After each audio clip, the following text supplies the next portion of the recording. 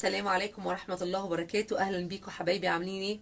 إن شاء الله تكونوا بخير وسعادة. هنعمل النهاردة الهريسة الجميلة دي، أحلى هريسة بطريقة مضمونة وبطريقة هتعجبك جدا، وهي هتوفر عليكي إن انت تشتريها من المحلات.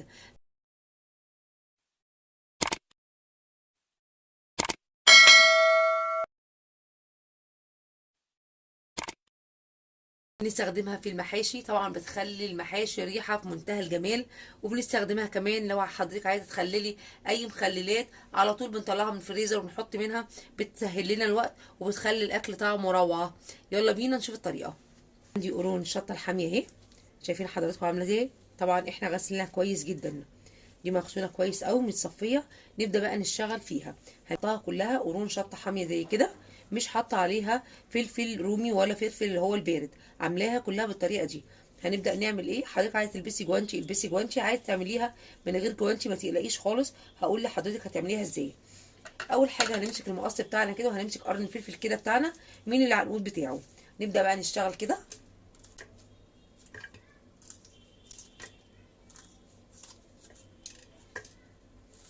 انا في الهريسه بتاعتي ما بشيلش البذر، الهريسه حضرتك هتقصي كده اهو. تمام، بنفس الطريقه تاني اهو.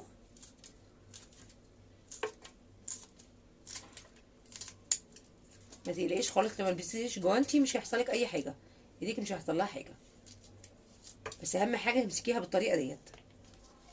نفس الطريقه كمان.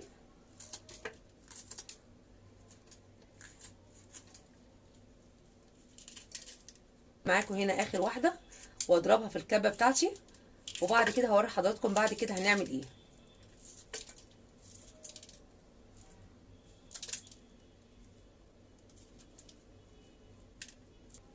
وادي العنقود اهو، ولا اي حاجه وصلت لايديكي اهو. وعلى فكره وانت بتعمليه بالطريقه دي بتخلصي كميه كبيره جدا في وقت قياسي، يعني ما بتكمليش وقت كبير قوي وانت بتعملي بطريقه المقص ديت، ما بتاخديش وقت خالص، فبتخلصي اكبر كميه بالطريقه ديت. وعلى فكره كمان في ممكن طريقه كمان اسهل من كده، ان احنا نمسك العنقود ده كده نشيله كده خالص اهو، اتشيل. تمام، ونبدا نشتغل بيها، ونبدا نشتغل بالفلفل بتاعنا عادي.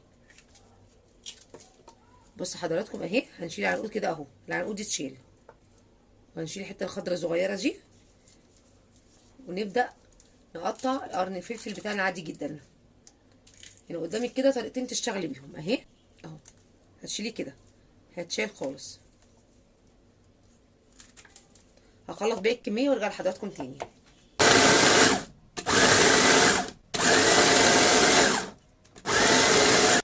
كده فرمت كل الكميه بتاعتي، كل كميه الفلفل اللي هما 2 كيلو انا فرمتهم كده في الكبه.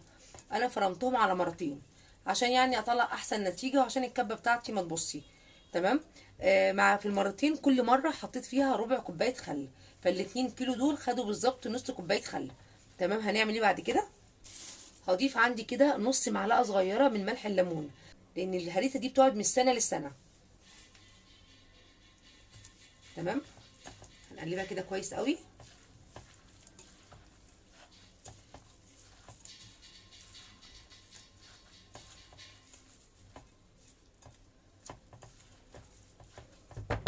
بعد كده هنعمل ايه بقى؟ هحط هنا معلقتين كبار سكر، هحط كمان راس توم مهروسه، دي راس توم كامله مهروسه. تمام.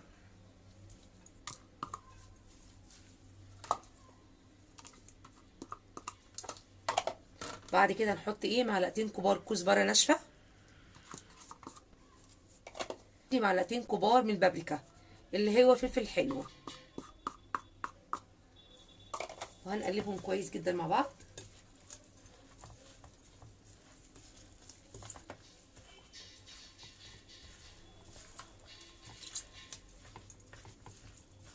مش قادره اوصف لكم الريحه عامله ازاي، وهي احنا لسه كده في نص الخطوات، لسه ما كملناش بقيه الخطوات.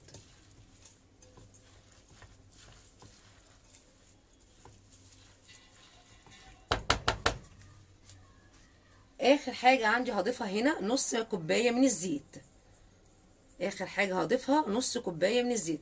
حضرتك لو كترتي كوبايه مفيش اي مشكله، الزيت مش هيبقى فيه اي مشكله.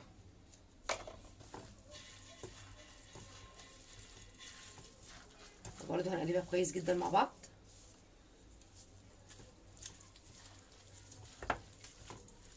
هنعمل ايه بعد كده؟ عندي الحله بتاعتي احط فيها كل الفلفل المطحون بتاعي او كل الفلفل المفروم، احطه كده في الحله.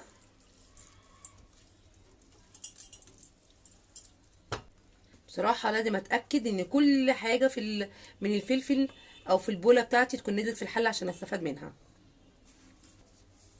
نعمل ايه؟ هنحط كل الخليط بتاعنا دوت على نار هاديه جدا، نار بالمعنى الاصح كده شمعه، وهنقلب فيها من وقت لاخر، يعني كل دقيقه كده نقلب فيها عشان ما تتحرقش. وهوري لحضراتكم بعد كده النتيجه بتاعتنا اخبارها ايه. طبعا انا هحطها على النار عشان كل الميه اللي في الفلفل وفي الخل كلها تنشف، ما بقاش فيها ولا نقطه ميه. هوريها لحضراتكم بعد كده. ادي الهريسه بتاعتي اهي على النار، طبعا النار ضعيفه جدا شمعه بالظبط،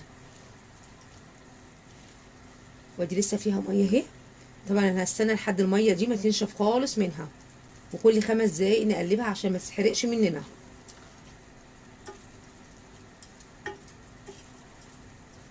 الهريسه بتاعتنا دي فيها كل التوابل، فيها توم وفيها كزبره وفيها بابريكا، فيها كل حاجه، فهتطلع ان شاء الله احلى هريسه واحلى من بتاعت بره كمان.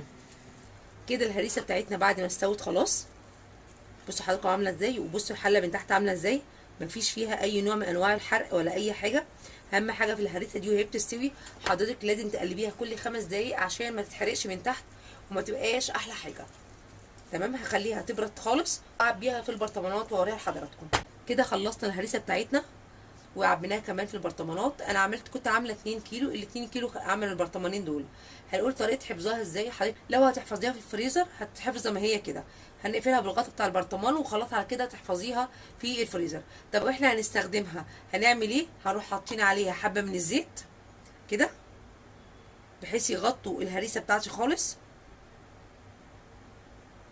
وهتحفظيها في باب التلاجة الوقت اللي انتي عايزاه. بس اهم حاجه اما تيجي تاخدي منها تكون المعلقه نظيفه، وتزودي كميه من الزيت بعد ما تستخدميها وبعد ما تفتحي البرطمان. تمام كده احنا خلصنا الهريسه بتاعتنا.